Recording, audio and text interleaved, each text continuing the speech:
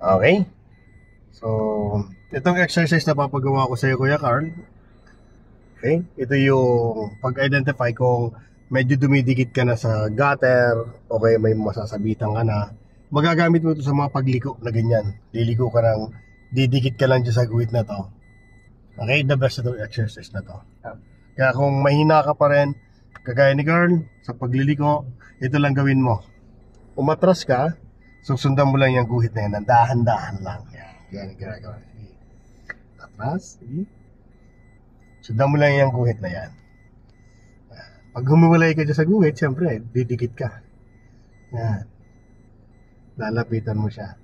Yan. Tapos, magandang ginagawa mo, maintain lang yung bilis. Okay? Hindi siya mabagal, hindi siya sobrang bilis. Pag nagpapaliko tayo, kailangan kontrolado yung sakyan. Hindi sobrang bilis yung sakyan. Pwedeng bumilis, pero sigurado mo kontrolado mo na yung sakyan mo. Pero pag baguhan ka pa lang, kailangan mo bagal para makontrol mo yung sakyan. Yan, kagaya nito, liliko na tayo, no? Okay? Pag liliko na tayo, pag ang gulong mo niyan, tumapad na yan sa kanto na yan, hihiwalay na yung gulong niyan, yung guhit sa gulong. Kaya gagawin mo, syempre, liliko mo nang unti-unti lang, no? Okay? Kasi pag nasobrahan naman yan, kagaya yan, no? O, kabig ka pa. Very good, girl. Okay? Ayan. Hiliko. Very good. O, slow down lang. O, pag ramdam mong dumidikit ka dito, gitna mo naman manibela mo. Gitna mo. Very good. Then atras. Up. Sige pa. Then balik ka na ulit dito. Todo. Okay. Then dikit mo ulit yung gulong mo dito. Very good. Dikit mo siya. Yan. Then balik. Balik dyan. Pamunta pa dyan. Kasi medyo sumikip. Then gitna. Okay. Gitna manibela mo. Oops. Saan pumunta yung katawan ng sakyan? Yes. So kabi ka dito. Lapit mo. Ayun. So, okay na rin yung na-identify mo na nasa ng gulong kasi yung ginawa natin exercise kanina, malaking bagay talaga yun. Kaya napapakinabangan mo siya ngayon. Okay, tingnan mo na ngayon pagliko natin. Hindi ka na mahihirapan ngayon sa pagliko. Okay? Talagay mo sa drive. Ayan yung mga exercise lang sa mga ganito. Pag hirap ka sa mga likuan, kung kailangan kakabigin. So, una dyan, syempre yung side mirror. Ito, advance na itong tinuturo ko kay Carl. Ito yung susundan lang yung guhit. Dahan-dahan lang, Yan di ba? Nahiwalay ka na. So, kaya kumakabig na si Carl ngayon ng pakanan. Di ba? So, ramdam mong umihiwalay. Okay? Yan. Di ba? So, didikit mo lang siya dito. Pag dumikit naman, siyempre lalayo niya. Then, lapit ka dun sa Ang ganda nila sa trash bag na yan. Ayun. So, ulit-ulit natin yan. Paulit-ulit lang nagagawin hanggang sa masanay lang ikaw na makuha yun, Okay? Isa pa. Atras ulit tayo. Mamaya kasi gagawin naman natin sa kabila naman, side mirror, doon tayo mag-exercise. Perfectan mo natin to para mamaya sa liko mo hindi ka na mahirapan, Okay? Sundan mo ulit itong guhit na to. Pag dumidikit ka dito, hiwalay mo siya. Sige, hiwalay mo pa. Okay na yan? Gitna. Very good. At the same time, sa pag-reverse natin mamaya, hindi ka mahirapan mag-trace kung nasa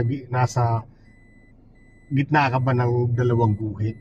Yan ang malaking bagay itong exercise na to. Marami siyang pwedeng paggamitan. Reverse parking, parallel parking, pagliko, ayan, marami itong gamit. Ito pinapagawa ko sa kanya na exercise. Okay? Stop ka muna, sir. Abanti ka muna konti. Drive, then go. Sige, drive. Very good. Unahin mo na siya. Sige pa. Okay, stop. Nakalis na siya.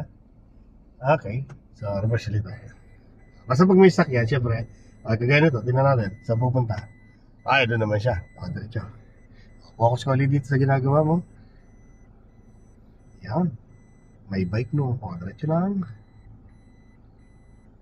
Okay. Yan. So, dito sa exercise na ito, naiintindihan mo pati, naunawaan mo nasa ng gulong mo.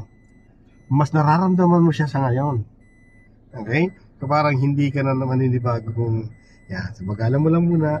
Pag napasobra ka niyan, mapapansin mo yung malalaglag ang gulong mo. So, pag sa manibela, pag alam mo sobra, bawiin mo na lang. Okay na tayo na. Okay? Yan, very good. O, todo. Todo mo siya. Para makuha mo tong area na to. Sige pa. Very good. So, slow down lang. Okay, pag sumobra siya, hindi pa, balik manibela sa gitna. Gitna muna. Okay, go. Yun. Then, nahiwalay ka ulit sa guhit. Punta mo yung guhit niya. Ayun, ano? O, tinan mo siya, oh. Okay? So, ginagawa naman ni Kuya Carl niya sa kaliwa naman, no? So, sinusundan niya lang muna yung pinaka-gutter, yung pinaka-gilid. Yan. Kung masyadong gilid ka, gitna mo siya, ha? Yes. Kabi ka ng konting kanan kasi medyo kumakain ka ng area. Yan. Okay, gitna. Okay na yan. Very good. Yan, sundan mo lang guhit na yan. Okay. Yan. Sundan mo, nahiwalay. Sige pa. Sige pa. Sige pa. Kabigin mo pa kasi malayo. Sige, todo mo. Pag wala kang makikita, ibig sabihin napakalayo mo na. Yes. Yun. Lapitan mo. Okay, balik mo na. 1 and 2. Balik. Okay, stop. Yan, stop mo na. Kasi medyo kinulang ka. No? So, mubanti ka na lang konti. Okay, forward. Forward ka. Kabi ka na konting kaliwa. Okay, yes po. Ganun talaga. Punta ka din sa kabila. Sige, kaliwa pa. Para lumabas siya. Yan. Sige pa, palabas pa. Yan, stop na. Yan, okay. Then reverse. Okay, susundan mo lang yung guhit ulit. O, nadikit ka masyado, layo mo. Sige, atras. O, pag masyado madikit, layo mo. Okay, gitna. Very good. Atras. Sit lang. Sige. Okay, gitna. Pag pantay na, gitna mo na. Very good. Okay, stop. Ayan. So, lagay mo sa drive. O, liligo tayo ng kaliwa. O, tinan mo siya. Mas madali mo na siya matitrace ngayon. Okay, pag ramdam mong umihiwalay, kakapit ka na yan. Ganun sa mga liko na kurbada. Ayan o. Ayan o. O, nahiwalay ka na, di ba? So, babagal ang takbo. Kabigin mo pa, hiwalay na hiwalay ka sa kanya. Okay, stop. Okay, reverse tayo. Ayan, sundan muli yung guhit dyan. Go. Kabi ka pa dyan. Sige, tanggal ang brake mo. Sige, tanggal ang brake mo. Yan, sundan mo na yung guhit dyan, ha. Sundan mo. Sige lang, atras. Sige, atras na tayo. Okay. Sige, hanggang dulo tayo. Yes, kundi pa. Very good. Lapit ka ulit doon. Lapit. Lapit pa. Gitna. Gitna, gitna. Yan, kabing ng kaunting kanan kasi nahiwalay. Sige, pag nakita ang pantay na gitna manivela mo, balik. 1. Yes, atras. Yan, ganun lang, ano. Okay. Then, stop. O, lagay sa drive, record. Ayan, punta ka doon. Pag ramdam mo humihiwalay ka, dikitan mo lang. Very good, Kuya Carl. O, ang layo mo. Up, stop mo na. Pagbigyan mo na sila. Dito pala mamaya, Carl, magano tayo, magpapark tayo dito sa simbahan. Daming ano. Sige. Ay, stop muna, pagbigyan mo na itong e-bike. Daming parking pala sa dito, oh. Daming parking, oh. Mag-aaral ka dyan ng parking mamaya. Sige. Okay? Okay, yan. Bilang. O, masyado ka ba nadikit? Lalayo mo. Okay, go. Pag lumalayo ka naman, o, lapit ka yan. Very good. Dikitan mo lang yung guhit na yan. Ganun lang. Okay? Ito lang yung exercise pag yung nahihirapang mag-identify kung dumidikit ba yung sakyan masyado sa gilid. Yan yung mga exercise na pwedeng gawin ng mga baguhan na kagaya ni Carl. Na. So yan, malaking bagay yan. Effective na effective yan. Okay? Reverse ka pa, Carl? Isa pa? Yan. So, ganun ulit. Ganun mo ulit siya. Dikitan mo lang. Pag masyado madikit, ilayo mo. Ano? Okay.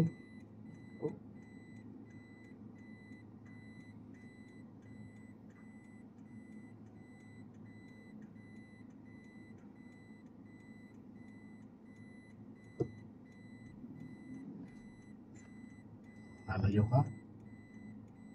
Lapitan mo, lalayo ka pa. Layo mo sa kanya. Very good. Pag masyadong malapit naman, ilayo mo.